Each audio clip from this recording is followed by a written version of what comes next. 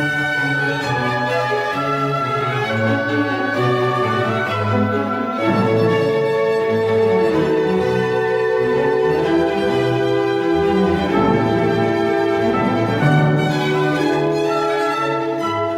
और स्वागत है आप सभी का कॉफी एट स्क्वायर फीट में। मेरा नाम करण गांधी है और आप सभी के डाउट्स को क्लियर करने के लिए आज हमारे साथ जुड़ रहे हैं छत्तीसगढ़ के बहुत ही रिकॉग्नाइज्ड इंटीरियर डिजाइनर और वास्तु कंसल्टेंट अक्षत कौशल जी।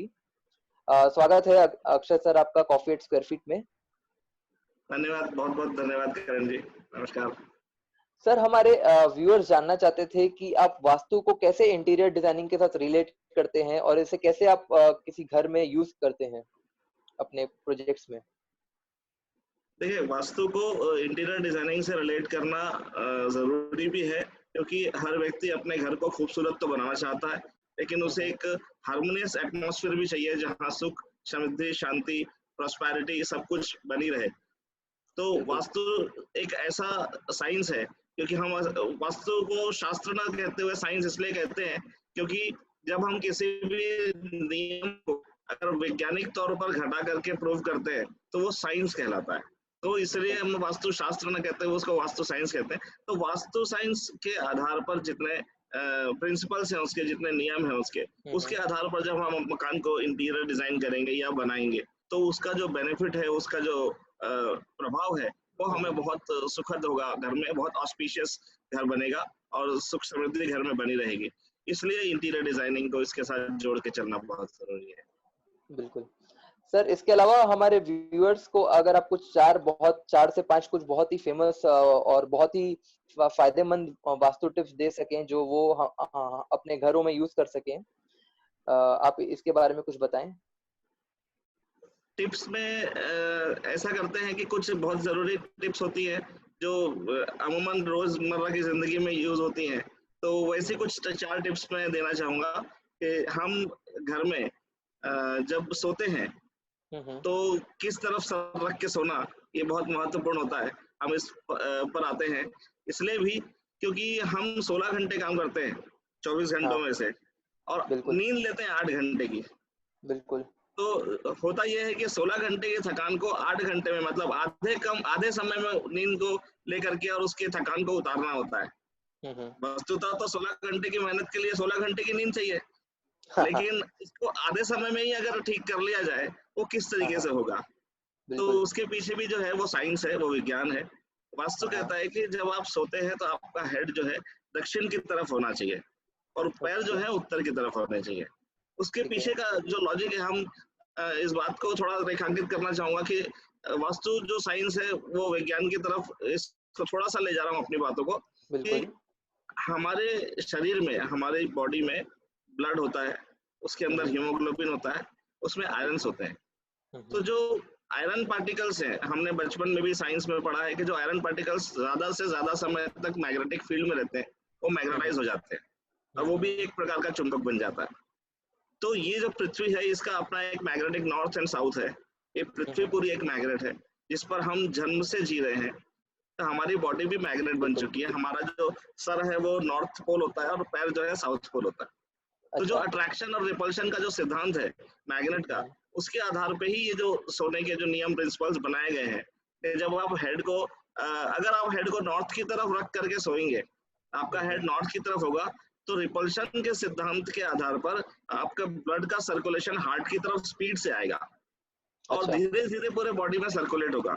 इससे क्या होगा, आपका ब्लड प्रेशर बढ़ जाएगा, आपको नींद अच्छी नहीं आएगी, बेचैनी लगेगी, ऐसा लगेगा छाती पे कोई बैठ करके गला दबा रहा है, या आपको मतलब आपको अजीब अजीब तरह के ये सब होंगे, सिम्टम्स आएंगे, क्योंकि आपको जो ब्लड का सर्कुलेशन हर बॉडी के पार्ट में चाहिए, मस्तिष्क से लेकर के पैर तक जो सर्कुलेशन चाहिए वो नहीं मिलेगा। सिर्फ हार्ट की तरफ ब्लड स्पीड से जाएगा, तो उससे ब्लड प्रेशर बढ़ने से ये सब जो परेशानियां बढ़ती है ये होता है। इसलिए वास्तु कहता है कि उत्तर दिशा की तरफ सर करके नहीं सोना चाहिए। अगर इसका हम उल्टा करें कि दक्षिण में सर रख के सोते हैं, तो जो अट्रैक्शन का सिद्धांत होता है मैग्नेटिक पोल्स का, same poles repels and opposite poles attracts बोलते हैं, उसके कारण पूरी बॉडी में जब आप लेइंग अवस्था में होते हैं, सोते हैं, जब आप लेइंग अवस्था में होते हैं, तब ग्रेविटेशन फोर्स भी पूरी बॉडी में इक्वल काम करता है और जो मैग्नेटिक फील्ड का प्रभाव है उससे आपके पूरी बॉडी में ब्लड अच्छे से सर्कुलेट होता है, जिससे आपकी पूरी थकान 16 घंटे की 8 घंटे में दूर हो जाती है। अच्छा।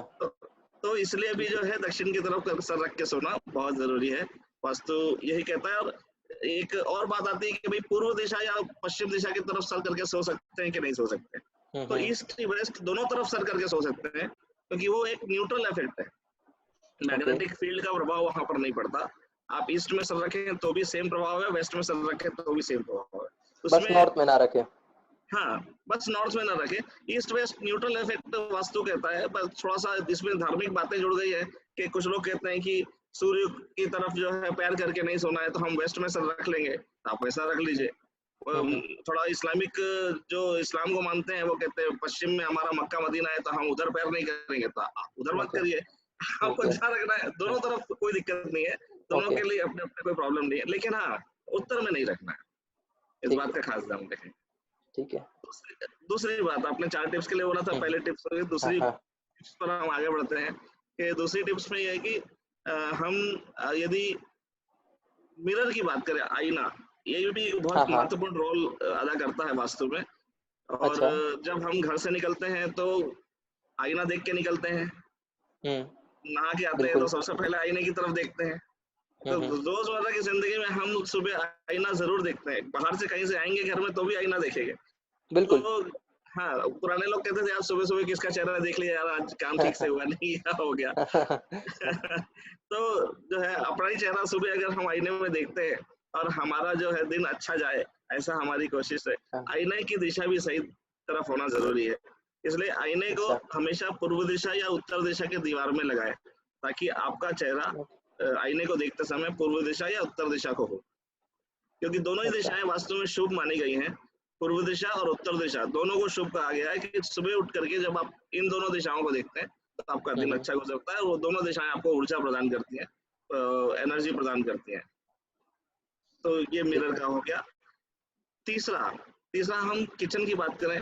अभी हमने देखा कि इस लॉकडाउन में नए नए शेफ बने हैं लोग बाग, बहुत सारे नए शेफ बने हैं, बहुत सारे नए कुक्स मिले हैं हमको।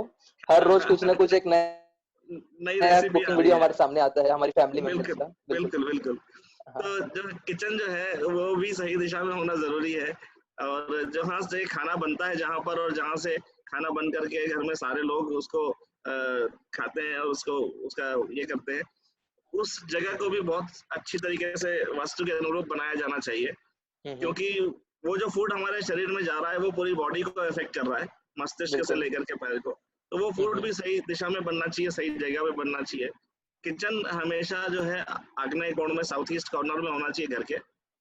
साथ ही जब हम इंटीरियर की बात करते हैं तो इंटीरियर में जब प्लेसमेंट की बात होती है तो किचन के अंदर में जो चूल्हा है, जहाँ पे हम कुक करते हैं, जहाँ पे हम खाना बनाते हैं, जिसको हम टॉप कहे या कुक टॉप कहे, वो ईस्ट डायरेक्शन में होना चाहिए। पूर्व दिशा की तरफ मुंह हो खाना बनाने वाले का, चाहे वो मेल हो चाहे फीमेल हो, कोई भी हो, हिज और हर, तो उसका चेहरा जो है ईस्ट में होना चाहिए। और वहां से लेफ्ट हैंड साइड में पानी की व्यवस्था हो नॉर्थ या नॉर्थ ईस्ट की तरफ में, और राइट हैंड साइड में इलेक्ट्रिकल अप्लायंसेस की व्यवस्था हो, जैसे मिक्सी, ओवन, ये सब की साउथ और साउथ ईस्ट के साइड में। अच्छा। और जो स्टोरेज है, जैसे हम अनाज के स्टोरेज की बात करें, किचन में जब हम एक्स्ट्रा सामान रखते हैं तो वो हम वेस्ट या साउथ की वॉल पे रख सकते हैं। ये किचन की ओरिएंटेशन की व्यवस्था होती है कि ये किचन इस तरीके से व्यवस्थित हो। और सुबह की धूप किचन में आए, पूर्व दिशा में खिड़की हो, ये बहुत अच्छा होता है, बहुत शुभ माना जाता है, क्योंकि सुबह की जो धूप होती है उसमें इंफ्रारेड रेज होती है जो हमारे बॉडी के सेल्स को चार्ज करती है, और दोपहर की जो धूप होती है वो अल्ट्रावायलेट रेज लेकर के आती है जो स्किन सेल्स को डेड कर देती है, जला देती है। तो इसलिए सुबह की धूप हमारे लिए बेनिफिशियल है। और जो 11-12 बजे हल्की अल्ट्रावायलेट शुरू होती है, उससे हमारा भोजन जो है वो बैक्टीरिया फ्री होता है।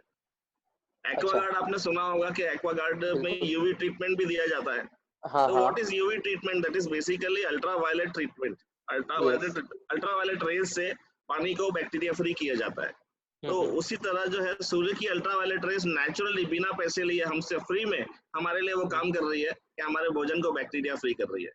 तो सुबह 10-11 बजे की जो आसपास की धूप आती है किचन में, उससे हमारा जो फूड बनता है दोपहर का वो बैक्टीरिया फ्री होता है, और हमको जो इंफ्रारेड रेज मिलती है उससे हमारे बॉडी सेल्स चार्ज होती है, क्योंकि महिलाएं तो सुबह घर से निकल नहीं पाती, वो तो सुबह नाश्ते से लेकर दोपहर के खाने तक किचन में रहती है, तो उनको सुबह की धूप कहाँ से मिलेगी।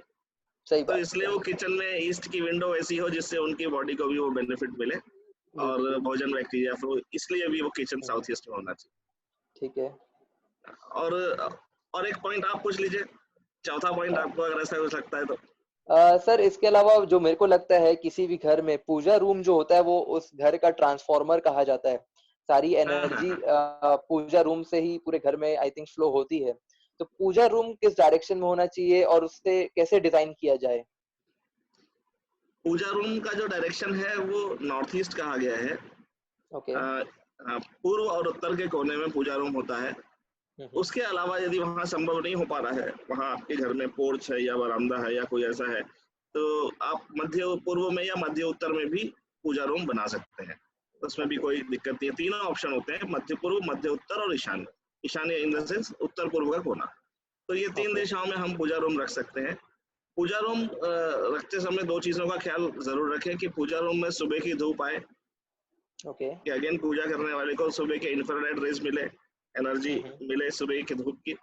दूसरी चीज, वहां जो स्थापना हो रही है, जो भगवान की स्थापना करते हैं हम, अलग अलग लोग अपने अपने हिसाब से, अपने अपने धर्म के हिसाब से पूजा रूम बनाते हैं। तो जिस मैथोलॉजी में वो है उसके हिसाब से उनके घर में यदि प्राण प्रतिष्ठित स्थापना है या सामान्य स्थापना है, ये जरूर पूछें, ये जरूर जाने डिजाइनर्स के लिए मैं कह रहा हूँ। तो यदि सामान्य स्थापना है तो आप पूजा रूम को इस तरीके से बनाएं कि आपका मुंह पूर्व की तरफ और भगवान का पश्चिम की तरफ। अच्छा। और यदि ये प्राण प्रतिष्ठित स्थापना है कि भाई जहाँ पे प्रॉपर पूजा करके और वो जो करके स्थापना की जाती है भगवान की, वैसी जहाँ पे प्राण प्रतिष्ठा होती है मंदिरों में जैसे होती है, तो उसमें भगवान का मुख पूर्व और आपका पश्चिम होना चाहिए। अच्छा। ये इस जस्ट रिवर्स हो जाता है। तो ये चीजों का ख्याल रखते हुए पूजा रूम को डिजाइन करें। लाइट कलर्स का उपयोग करें, क्रीम कलर या of white colour, Ivory colour, इस तरीके के कलर पूजा रूम में रहे। मार्बल, ग्रेनाइट इसका यूज कर सकते हैं, क्योंकि जितने नेचुरल चीज जैसे लकड़ी है, वुड है, उससे यूज करें। भाई सनमाइका, लैमिनेट, प्लाईवुड की बजाय सॉलिड वुड का यूज करें, ज्यादा अच्छा है। मार्बल का यूज करें, ज्यादा अच्छा है, एक्रिलिक प्लास्टिक की बजाय।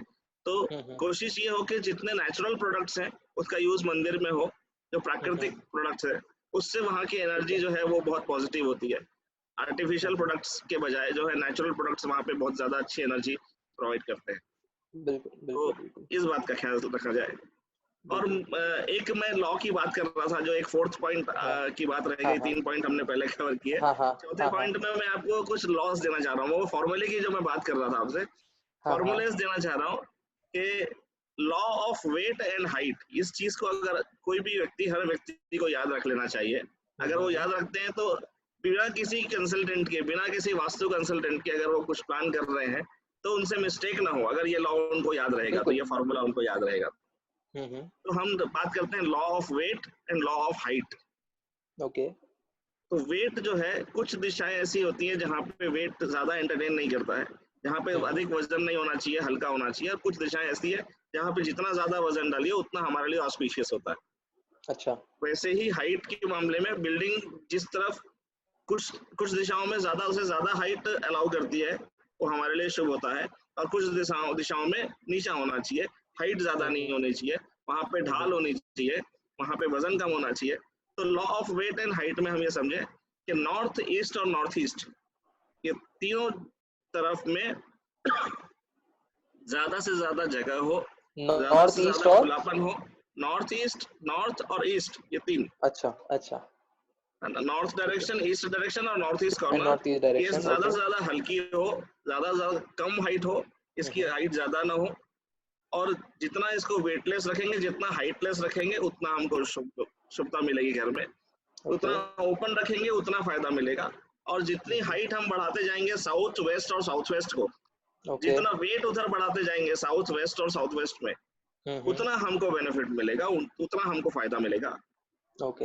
हाँ, ये बेसिकली एक सीसॉ टाइप का एक पोजीशन बनी रहनी चाहिए, बैलेंस। हाँ, ये बैलेंस है वास्तु का, कि नॉर्थ ईस्ट की तरफ में कम वजन और साउथ वेस्ट की तरफ में हाई ज्यादा वजन। ये law of weight and height याद रहेगा। तो आपको जब लिविंग हॉल में सोफा रखेंगे तो आपको ध्यान देगा, अरे यार वजन किधर होना चाहिए, तो वेस्ट या साउथ के वॉल पे सोफा रख लो ताकि उधर वजन ज्यादा हो जाए। बेडरूम में बेड रखना है तो साउथ की वॉल पे बेड रख लो तो उधर वजन ज्यादा हो जाए। ठीक बात है। तो इस तरीके से जब भी आप कोई प्लेसमेंट करेंगे किसी भी चीज की, तो आपको ये लॉ ऑफ वेट और हाइट हमेशा याद रहेगा। बिल्कुल बिल्कुल। तो आपको कभी भी मिस्टेक की गुंजाइश नहीं रहेगी। बिल्कुल। चलिए, एक बहुत अच्छी आपकी राय थी, बहुत अच्छी हमको बातें मिली हैं यहाँ से, बहुत अच्छे काफी अच्छी इन्फॉर्मेशन मिली है। आई थिंक जितने भी आपने पॉइंट्स बोले हैं ये जनरली वेल एक्सेप्टेड पॉइंट्स और बहुत ही वेल एक्सेप्टेड लॉज होते हैं वास्तु के, कि नॉर्थ में सिर नहीं रखना चाहिए, वजन कहाँ पे रखना चाहिए।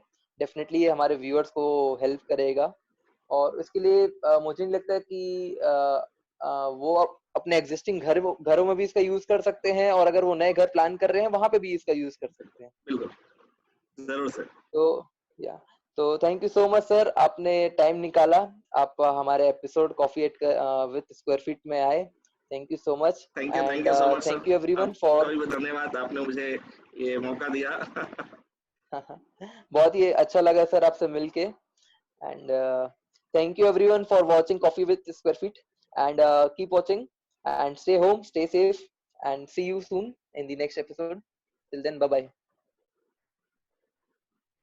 Thank you, Karan ji. Thank you sir, बहुत ही